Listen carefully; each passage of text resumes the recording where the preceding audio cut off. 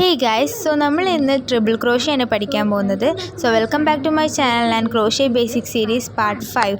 So ഇന്ന് last day ആണ്. So last സ്റ്റിച്ചാണ് നമ്മളിന്ന് പഠിക്കാൻ പോകുന്നത്. സോ നമ്മൾ ഓൾറെഡി ഇട്ടേക്കുന്ന ചെയിനിൻ്റെ കൂടെ 5 സ്റ്റിച്ച് അധികം ഇടണം. 5 സ്റ്റിച്ചും കൂടെ ആഡ് ചെയ്ത് കൊടുക്കണം. കാരണം നമ്മളിന്ന് ചെയ്യാൻ പോകുന്ന കുറച്ച് വലിയ സ്റ്റിച്ചാണ്. സോ ആദ്യം തന്നെ നമ്മൾ നോർമലി ഒരു വട്ടം യാൺ ഓവർ ചെയ്യലുള്ളൂ. ഇത് 2 വട്ടം യാൺ ഓവർ ചെയ്യണം. ആൻഡ് 2 വട്ടം യാൺ ഓവർ ചെയ്താൽ 3 ലൂപ്പ് പോലെ ഉണ്ടാവും ഹുക്കുമ്മ.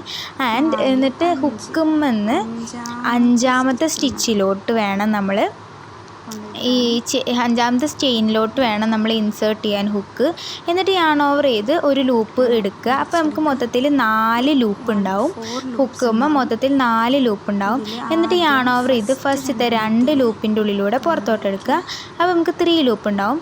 വീണ്ടും 2 ലൂപ്പിൻ്റെ ഉള്ളിലൂടെ എടുക്കുക. അപ്പോൾ നമുക്ക് 2 ലൂപ്പ് ഉണ്ടാവും. ആ 2 ലൂപ്പിൻ്റെ ഉള്ളിൽ കൂടി എടുക്കുക. ഇതാണ് നമ്മൾ ഒരു ട്രിപ്പിൾ ക്രോഷ്യ എന്ന് പറഞ്ഞാൽ.